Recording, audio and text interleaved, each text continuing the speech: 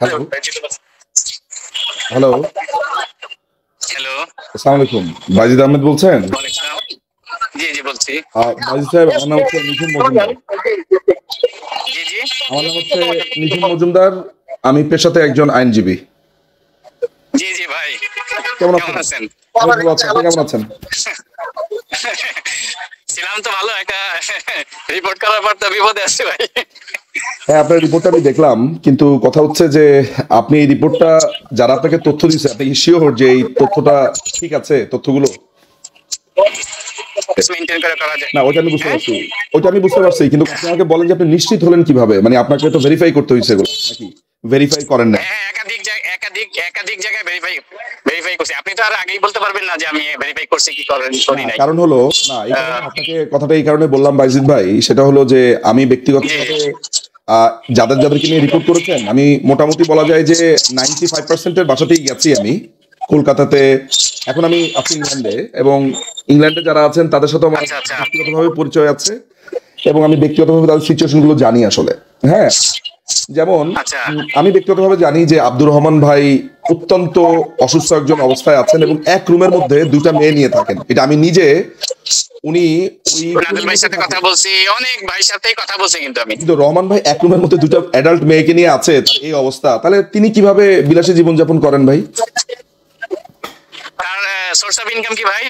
কার? উনার? ওখানে তো কিছু করেন না, কফি শপে কাজ করেন না। হ্যাঁ। না, উনাকে কেন কাজ করতে হবে? উনার দুটো মেয়ে আছে না, তারা তো কাজ করেন।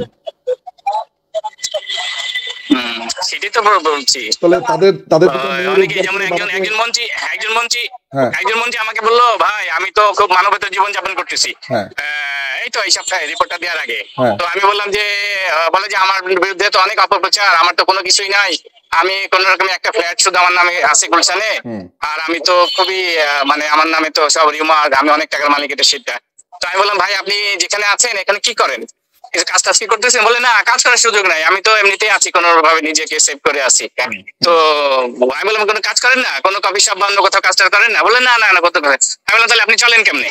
হুম। আর প্রশ্নের আর কোনো উত্তর নাই। না, কিন্তু আপনাকেও তো আমি একটা প্রশ্ন করলাম, সেটার উত্তর সে তো আমি বললো যে পাই আমি নাই। খুব মানবতার জীবন যাপন। না, কিন্তু আপনাকে তো আমি একটা প্রশ্ন করলাম, কোনটা সেটার উত্তর তো আমি পাই নাই। সেটা হচ্ছে যে আব্দুর রহমান ভাইয়ের দুটা মেয়ে তো কাজ করে। কোনটা যেন? আব্দুর রহমান ভাইয়ের দুটা মেয়ে কাজ করে। হ্যাঁ, তো উনি কিভাবে বিলাসী জীবনযাপন করেন? হুম, আপনি কি ওনার ঢাকার ইয়া জানেন? ওনার প্রপার্টি কোথায়, উনি কোথায় থাকতো? আমি আব্দুর রহমান ভাইয়ের সব গেছিলেন ঢাকার কোন বাসায়? হ্যাঁ, প্রশ্নটা এটা না বাইজিদ ভাই, প্রশ্নটা এটা না। ওই প্রশ্নটা যে হচ্ছে আপনি, শেরাটনের উল্টার দিকে যে ঢাকা শহরের সবচেয়ে অভিজাত যে টাওয়ারটা, সেটাই আপনি কোনোদিন গেছেন ভাই, নিজুম ভাই? শোনেন, আমি একটা কথা আপনাকে বলি। উনি ঢাকাতে কোথায় থাকতেন, কি করতেন, সেটা কি আপনি আপনার রিপোর্টে এনে দেখাইতে পারছেন যে তিনি বাংলাদেশ থেকে টাকা আনছেন? আচ্ছা, না, না, ঠিক আছে, আপনি তো এখন আপনার কোয়ালিটা কি? আমি তো আর আপনার কাছে ইয়া আমি আমি আমার আপনার আমার আমি তো আমার কোয়ারিজের কাছে হচ্ছে যে আমি তো একজন পাঠক। আপনার লেখাটা পাঠ করে আমি তো আসলে জি, জি, জি, জি। আমার অনেক প্রশ্ন আসছে। আমার কাছে মনে হচ্ছে যে আমি মিসগাইডেড হয়েছি। হুম, মানে আমি আমি আপনার আচ্ছা। রিপোর্টটা পড়ে মিসগাইড হয়েছি, কারণ আমি ফার্স্ট হ্যান্ড নলেজ, আমি একজন ওথ নেওয়া লয়ার। ঠিক আছে, আমি অ্যাজ এ লয়ার হিসেবে আমার কাছে মনে হয় মানে মোটামুটি দুনিয়াদারি খারাপ বুঝি না। আমি নিজে উনাকে নিয়ে হসপিটালে গেছি কদিন আগে। তারপর আপনি কামাল ভাইয়ের কথা হ্যাঁ, বলেছেন। আমার সাথে কথা হয়েছে, হ্যাঁ, আমার সাথে কথা হয়েছে, ওনার এনজিওগ্রাম হবে সেটা হ্যাঁ, নিয়ে ওনার আপনি তো আমার ওনার এলাকারই আমার ছেলে। সাথে। বাইজিদ ভাই, শোনেন, একটা কথা আপনাকে আমি বলি, শোনেন।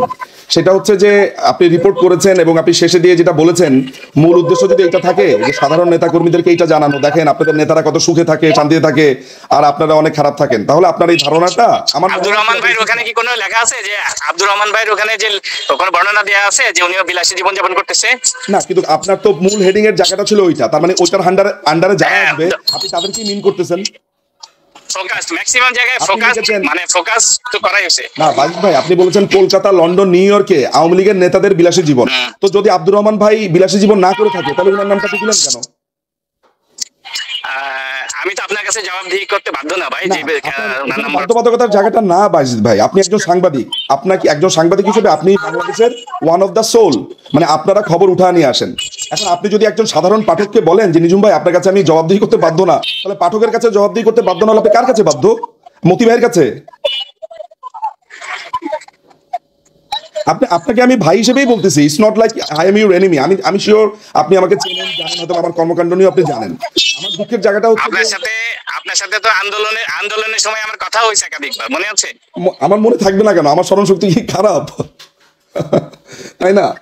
কিন্তু আমার দুঃখের জায়গাটা কি জানেন? দুঃখের জায়গাটা হচ্ছে যে একটা রিপোর্ট হচ্ছে, সেই রিপোর্টের মধ্যে যেমন ধরেন আচ্ছা লেটস সে আপনি একটা বাসার ঠিকানা তুলে দিচ্ছেন 11C 11 তলা, হ্যাঁ আচ্ছা ধরা যাক এই বাসাতে থাকেন, ধরা যাক আপনি যার নাম বলছেন তিনি থাকেন, ধরা যাক। আচ্ছা এখন প্রশ্ন হলো যে এই বাসাতে ধরেন একটা বাচ্চা কেউ যদি থেকে থাকে, তাহলে তার নিরাপত্তাটা কি লঙ্ঘিত হলো না ভাই? আপনি তো বলেন এথিক্সের কথা।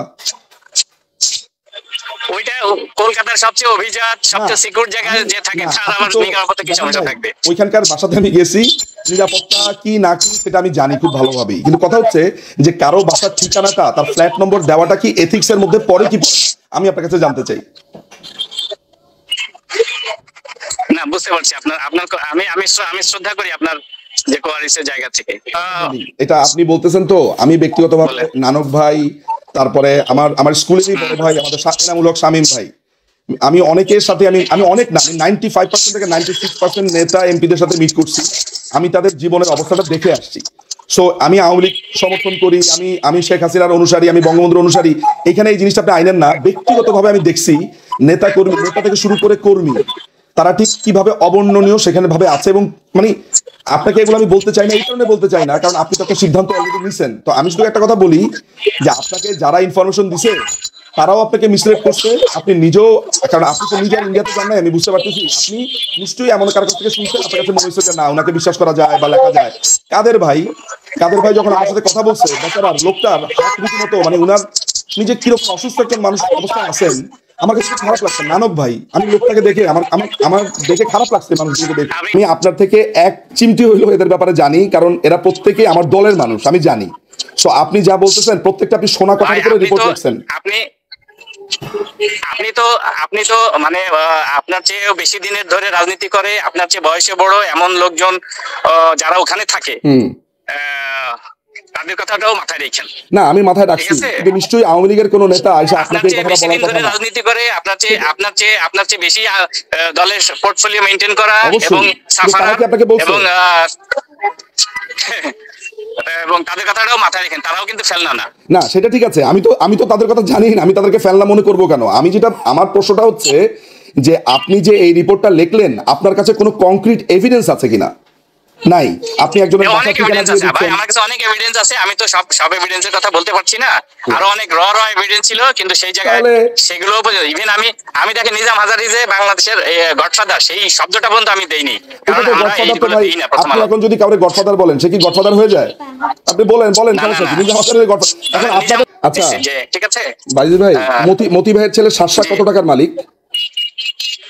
আপনার সঙ্গে তো আমার এই বিষয়ে আমার কোনো কথা বলার, বিলাসী জীবন যাপন নিয়ে কিছু লিখবেন না? আপনার সাথে তো আমার এই বিষয়ে তো আমি লতিফুর রহমান এত টাকার মালিক কেমনে হইছে ভাই? মানে লতিফুর রহমান এত টাকার মালিক কেমনে হইছে ভাই? এটা নিয়ে লিখবেন না? আপনি টু দা পয়েন্ট কথা বলেন। আমি টু দা পয়েন্ট বলতেছি। আপনি তো এই কথাটা বলতে গিয়ে আপনি বললেন যে আপনি উনাকে গডফাদার ডাকেন নাই। আপনি উনাকে গডফাদার যদি ডাকতেন, নিজাম হাজারির কি আসে যায়? আমি আপনাকে যে কথাটা বলেছি যে আমি একজন পাঠক, বাজিদ ভাই আমি আপনার একজন পাঠক। পাঠক তো এত অ্যাগ্রেসিভ হয় না ভাই। কেন ভাই? পাঠক যদি কোনো একটা লেখা পড়ে যদি মনে হয় সে মিসলেড হইছে, সে অ্যাগ্রেসিভ হবে না? আমি তো আপনার কথা মিসলেড হইছি। আপনি প্রশ্ন করছেন, আমি উত্তর দিলাম, ঠিক আছে? আপনি আমাকে তো এই উত্তর দিতে পারলেন না যে আপনি যে রহমান ভাইকে নিয়ে এটা লিখলেন, কেন লিখলেন? রহমান ভাই, আপনি যে লিখলেন বিলাসী জীবন, রহমান ভাইয়ের জীবনটা কি বিলাসী? তারপরে নানক ভাইয়ের জীবন কি বিলাসী? নানক ভাইয়ের জীবন কি বিলাসী? কাদের ভাইয়ের জীবন বিলাসী? সাদ্দাম কি করছে? না সাদ্দাম কি করছে? সাদ্দাম কি করছে যেটা কারণে মনে হয় যে সে এখানে সম্রাটের মতো জীবনযাপন করে? ভাই শোনেন, একটা কথা বলি, একটা কথা আপনাকে বলি আমি। আপনি এখানে লিখছেন যে তাদের সন্তানরা স্কুলে যায়, এইটাও অপরাধ? স্কুলে যাওয়া অপরাধ? ভাই আপনার কথা শেষ হয়েছে ভাই? ভাই আমার তো কথা শেষ হয়েছে, আমি তো আপনার কথা শুনতে চাই। না আমার কথা অন্য সময় ফোন দিন, আমি একটু বাইরে আছি ভাই। আচ্ছা ঠিক আছে, আমি একটু পরে কথা বলি। তার মানে আপনি কোনো ধরনের প্রমাণ ছাড়া কাজটা করছেন, এই তো? না আপনার মতো ফালতু কথার উত্তর আমি এখানে আমার কথা ফালতু? আমার কথা ফালতু কারণ আপনাকে আমি ধরে বসছি, এই কারণে ফালতু? আরে আপনি তো একটা বায়াসড ভাবে কথা বলছেন ভাই। আপনি নতুন ইউনিভার্সিটি সাপোর্টার হইছেন তো ভাই? নতুন ইউনিভার্সিটি সাপোর্টার হইছেন তো? দালাল তো আমরা কম দেখি না, যুগে দালাল তো কম দেখি না।